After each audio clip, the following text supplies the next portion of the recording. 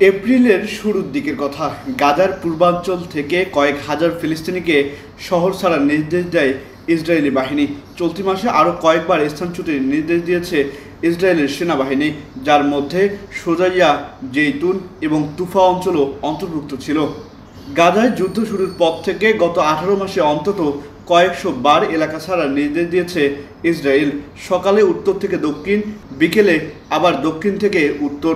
দূর থেকে দেখলে মনে হবে ভূমধ্যসাগরের ঢেউ দানব বাতাসের তাণ্ডবে দল বেঁধে আছড়ে পড়ছে সৈকতে।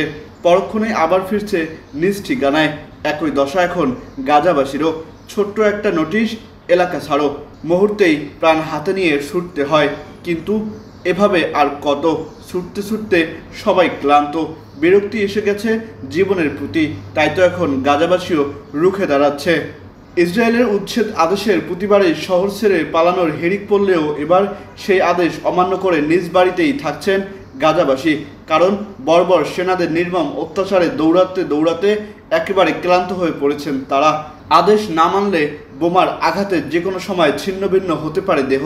তবুও বাস্তুচ্যুত হওয়ার পরিবর্তে নিজের বাড়িতে থেকে ইসরায়েলি আক্রমণের মুখোমুখি হওয়াকেই বেছে নিচ্ছেন গাজাবাসী। 1.5 বছরের বেশি সময় ধরে চলা যুদ্ধে নতুন করে হারানোর আর ভয় নেই তাদের। আহসান সাকিব, আকাশ জমিন, নিউজ ডেস্ক।